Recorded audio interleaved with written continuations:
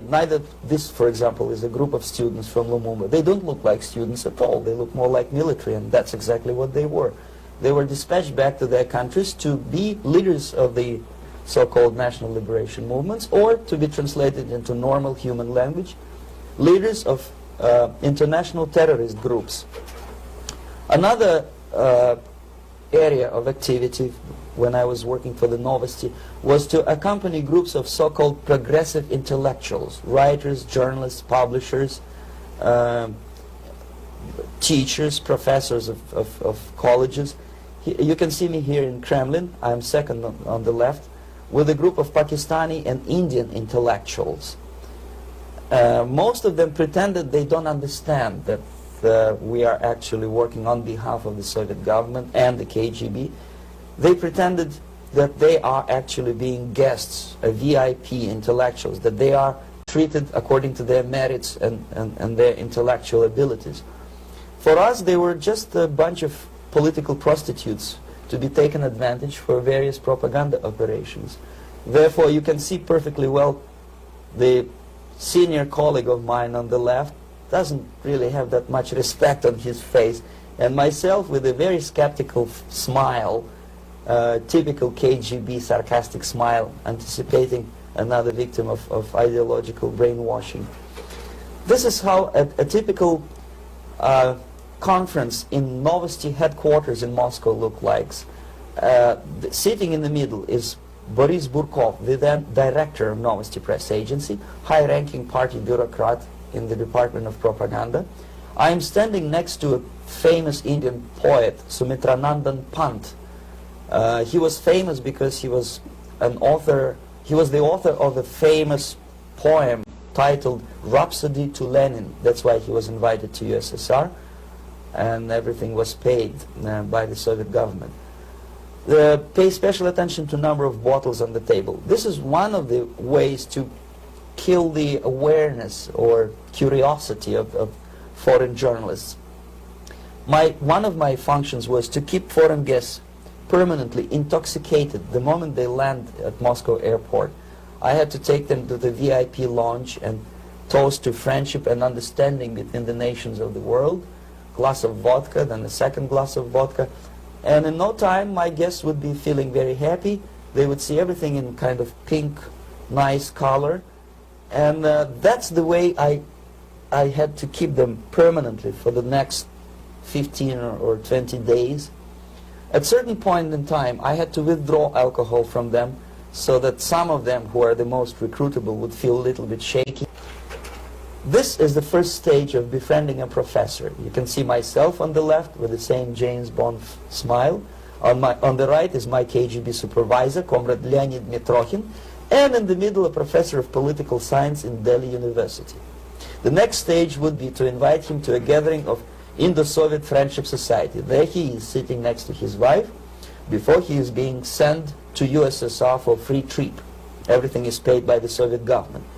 He was made to believe that he is invited to USSR because he is a talented, sober-thinking intellectual. Absolutely false. He is invited because he is a useful idiot, because he would agree and subscribe to most of the Soviet propaganda cliché. And when he is coming back to his own country, he is going for years and years to teach the beauties of Soviet socialism to newer and newer generations of his students, thus promoting the Soviet propaganda line. It was the part of the building of USSR embassy, and my supervisors on the left is Comrade Mehdi, an Indian communist, and on the right, Comrade Mitrokhin. My supervisors in the secret department of research and counter-propaganda. It has nothing to do with either research or counter-propaganda. Most of the activity of that department was to compile huge volume of information on individuals who were instrumental in creating public opinion.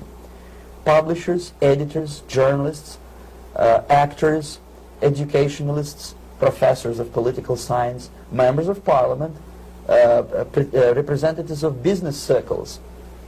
Most of these people were divided roughly into groups. Those who would toe the Soviet foreign policy, they would be promoted to the positions of power through media and public opinion manipulation.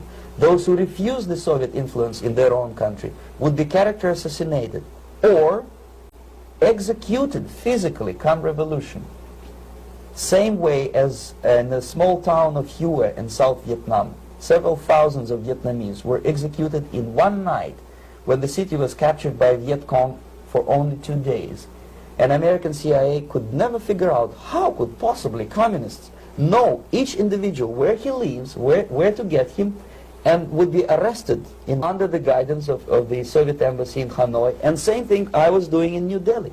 To my horror, I discovered that in the files where people were doomed to execution, there were names of pro-Soviet journalists with whom I was personally friendly. Pro-Soviet? Yes. They were idealistically minded leftists who made several visits to USSR. And yet, the KGB decided that come revolution or drastic changes in political structure of India, they will have to go. Why is that?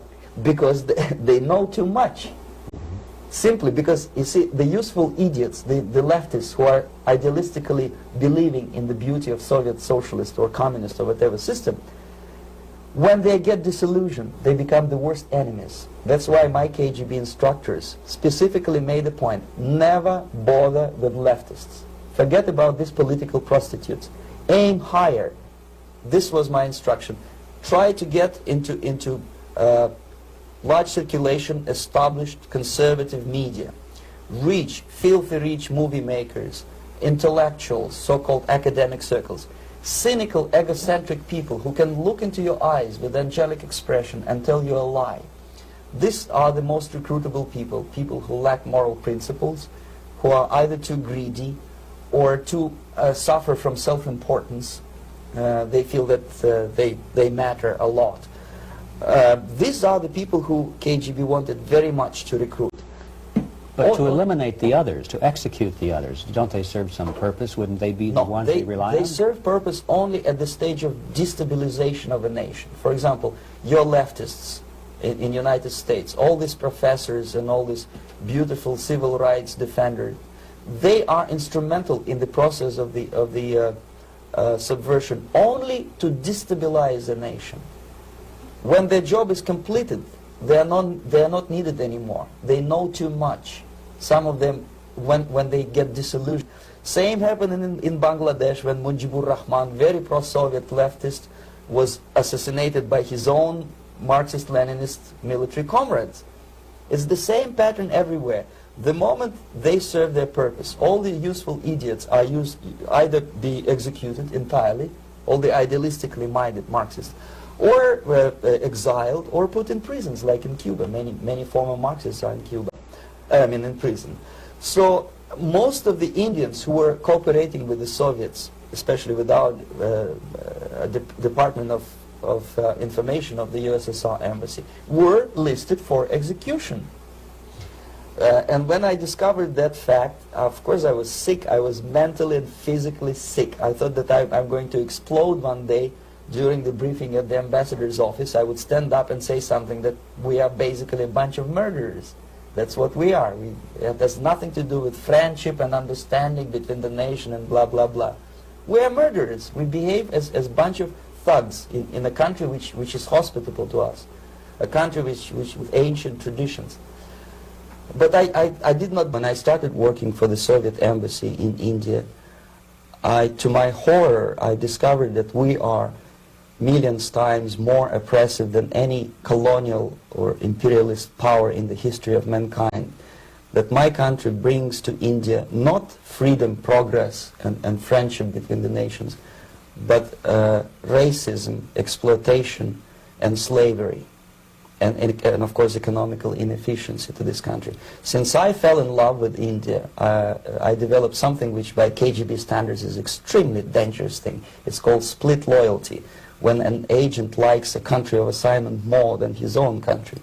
I literally fell in love with this beautiful country, a country of great contrasts, but also great humility, great tolerance, and philosophical and intellectual freedoms. My ancestors used to live in caves and eat raw meat when India was a highly civilized nation 6,000 years ago. So obviously the choice was not to the advantage of my own nation. And how? One of the reasons, of course, you see, I was in love with India. I mentioned that before. I spoke the languages. I socialized with people, and I understood that I had to act fast unless I want this beautiful country to be permanently and irreparably damaged by our presence. One of the reasons not to defect was, as you can see, I was living in relative affluence. Who the hell in the normal mind would defect country? It's a great brainwashing process which goes very slow, and it's divided in 4 basic stages. The first one being demoralization. It takes from 15 to 20 years to demoralize a nation. Why that many years? Because this is the minimum number of years which requires to educate 1 generation of students in the country of your enemy, exposed to the ideology of the enemy. In other words, Marxism-Leninism ideology is being pumped into the soft heads of at least 3 generations of American students without being challenged or counterbalanced by the basic values of Americanism, American patriotism. The result you can see.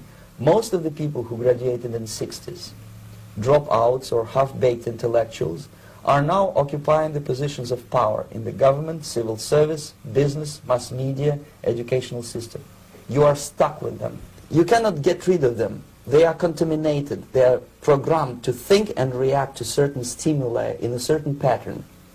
You cannot change their mind, even if you expose them to authentic information, even if you prove that white is white and black is black. You still cannot change the basic perception and the logic of behavior. In other words, these people, the process of demoralization is complete and irreversible. To get rid society of these people, you need another 20 or 15 years to educate a new generation of patriotically minded and common sense people who would be acting in favor and in the interests of the United States society. And yet these people who've been programmed and, as you say, in place, and Yes. who are favorable to an opening with the Soviet concept, these are the very people who would be marked for extermination in this country? Most of them, yes. Simply because the psychological shock when they will see in future what the beautiful society of equality and social impulse to defect was Bangladesh crisis, which was described by American correspondents as Islamic grassroots revolution, which is absolute baloney. There was nothing to do with Islam, and there was no grassroots revolution. Actually, there are no grassroots revolutions, period.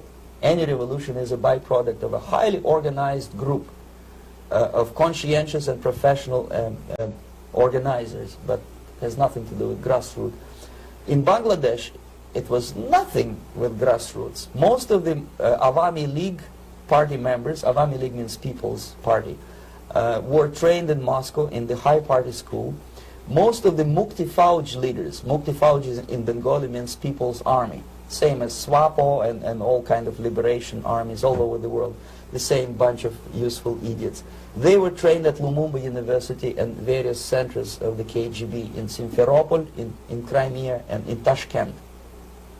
So when I saw that Indian territory is being used as a jumping board to destroy East Pakistan, I saw myself thousands of so-called students traveling through India to East Pakistan, through the territory of India, and Indian government pretended not to see what's going on. They knew perfectly well, the Indian police knew it, the intelligence department of Indian government knew it, the KGB of course knew it, and the CIA knew it. That was most infuriating, because when I defected and I explained to the CIA debriefers they should watch out because East Pakistan is going to erupt any moment, this effort to educate people in the spirit of real patriotism, number one. Number two, to explain them the real danger of socialist, communist, whatever, welfare state, big brother government. If people will fail to grasp the impending danger of that development,